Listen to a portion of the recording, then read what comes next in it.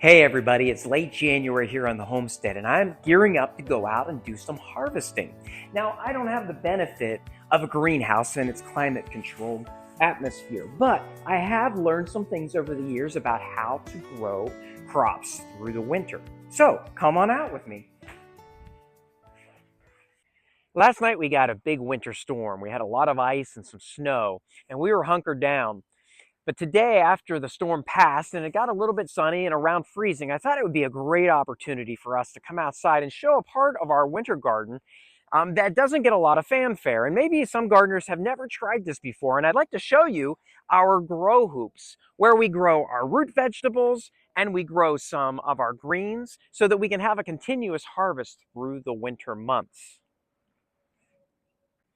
Growing a winter garden is not as hard as it seems. There are only really a couple of important points, and if you do those, you can find that you'll have a really abundant harvest, even in the middle of the winter. January, February, before the spring fall happens, you will have some really great crops. We grow turnips, we grow leeks, we've grown parsnips and carrots in the winter. Right now, we even have some leafy vegetables, some cold weather leafy vegetables like kale and spinach that are under these grow hoops right here. Now I'm going to quickly, because it's really cold out here, get these turnips up out of the ground, get inside, and we'll talk a little bit about the key points of growing a winter garden.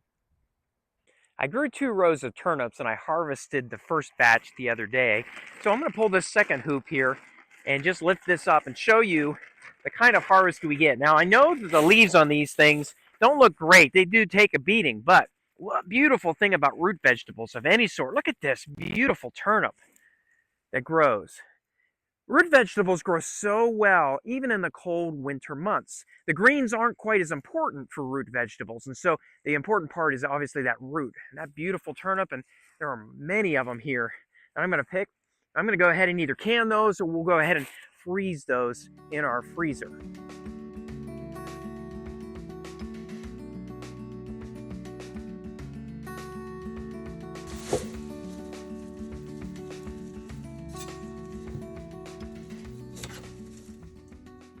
Just finishing up the processing of these turnips. We're going to can some, we're going to freeze some. Heidi wants to roast a few tonight, so our kitchen will be warm and smell so good with roasting vegetables that are spiced and herbed up. We're really excited about our turnip crop, and this is what we can expect to have every year. So let's talk a little bit about fall and winter gardening. First of all, the traditional way to garden in the fall and the winter is really typically to start your seeds, sowing them in late summer.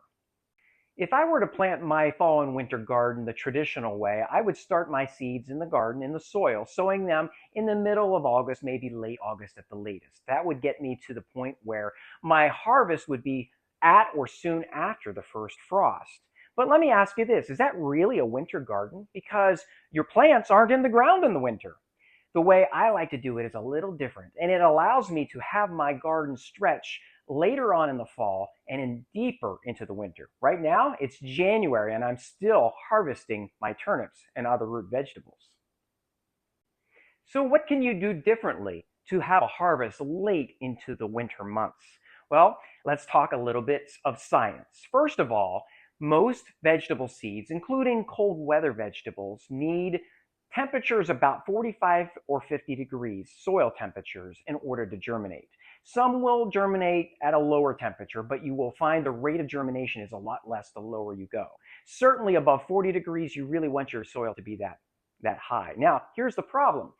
When we get into the winter months, soil temperatures typically aren't 40 degrees or higher on a consistent basis. They're lower than that. And so if you try to plant your seeds for a true winter garden in the winter, then you won't get any germination. So the key to planting a winter garden is not to plant your seeds in August, but still to plant them during the time when they will get a warm enough soil. For us, that would be about a month before our first frost. It would be about the end of September or the 1st of October. The reason for that is because the way seeds work is they germinate and they create your leaf system and your root system first. They need the soil to be warm and they need the sunshine to be more higher in the sky and for a longer part of the day than you would get typically in the winter. But once the leaf system and the root system are settled in, then that's when the magic happens below the ground. After the leaf system is established, you will start to see that the root will start growing and getting thicker from the base of the plant, right here at the base where the leaves meet the root, and it will start getting thicker. That is the development of your turnip, or in the case of a beet, the same way. So you'll see that thickness start, and all of the energy of the plant will now go into creating the root underground rather than the leaf system above the ground, since it is already established. The nice thing about that is that this process of this thickening of the root does not need the same pre-frost conditions that you need for other plants and the leaf system. For example, you don't need a lot of sunshine if you're below the ground anyway. You don't need a lot of warmth because what's happening below the ground is already warm. And so you have that perfect little climate there where these things continue to grow and get thicker and bigger even after the first frost. So let's talk about our time frame. If you plant your turnips and your beets, instead of in August, you plant them in the end of September, by the time the first frosts come and the leaf system is not as important, but that thickening is happening, you can have your turnips and beets getting bigger and bigger underground even into December and January. There are other root vegetables that you can use the same process with. Turnips and beets are a 30-day schedule before the first frost, where the conditions are good to meet the leaf and the root development. But what about things like parsnips or carrots or even leeks? Well, those have the same concept.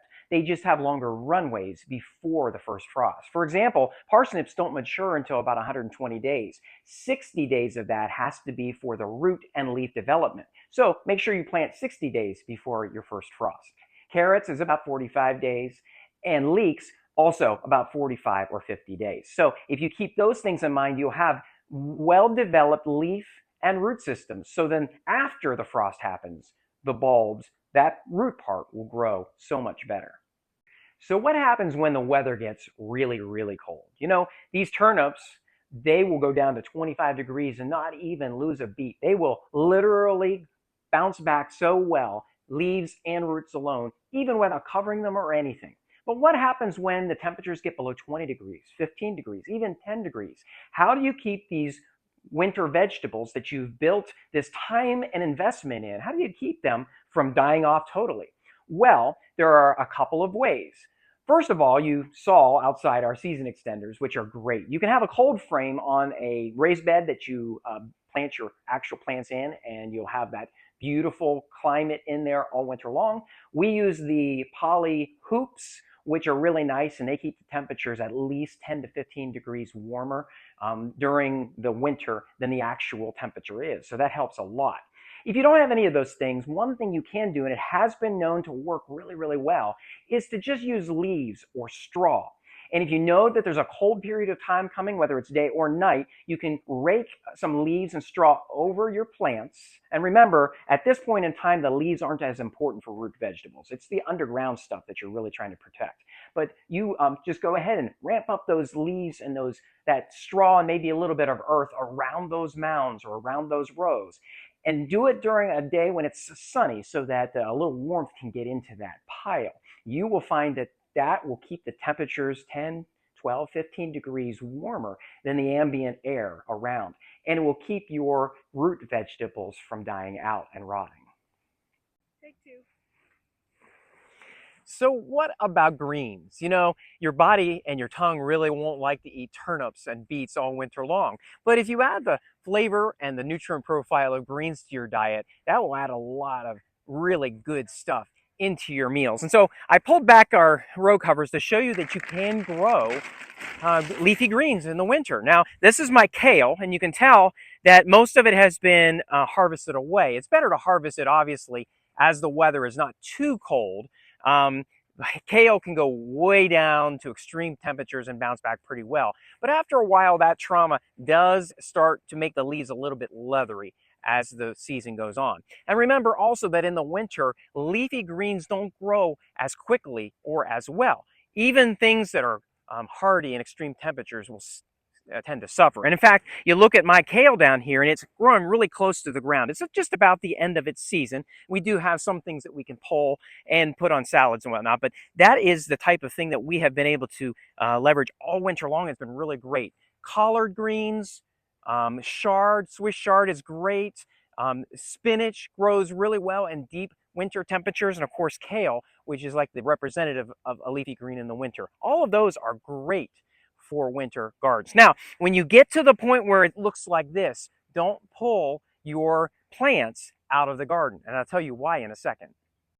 There are some really important benefits from growing your winter garden later into the season. And as I mentioned outside, there is a really great benefit of leaving your kale and your Swiss chard, your spinach, your collard greens in the ground, even after most of the harvesting is done and you're only getting a few leaves and the plants look really pretty bad and awful. What you want to do is actually just mound those up with some straw or some leaves, or again, if you have row covers or cold frames, just go ahead and make sure those are covered and leave them until the spring.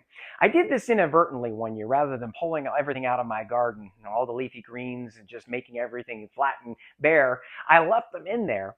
And I found that in about the middle of February to the end of February, early March, I started to see some new growth on these old stems.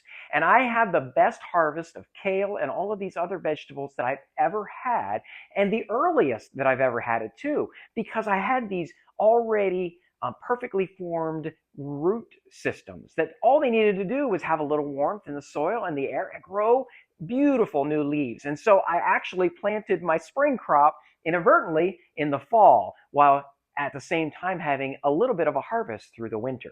That was a wonderful benefit. There are also two really important benefits of growing your root vegetables late, in addition, of course, to having wonderful harvest even into January. One of them is the fact that having your roots in the ground during the cold weather is almost like having another root cellar.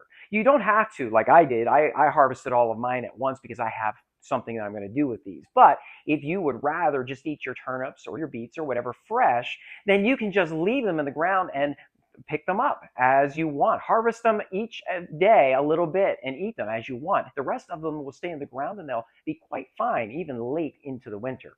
The second benefit of having root vegetables in the ground later into the winter season is because these plants tend to convert starch into sugar, which makes the flesh of them sweeter. For example, you would have sweeter carrots or sweeter beets, sweeter turnips, not bitter like you might have more of before the frost. So, wonderful benefits to having a later season. Of course, the best benefit of all is the fact that you can be harvesting your crops all the way through. I love the fact that I can extend from my summer gardening season into my spring gardening season with hardly missing a beat and enjoying all of the things that my garden can produce. I hope this video has inspired you to try winter gardening with roots and greens. As always, from our homestead to yours, blessings.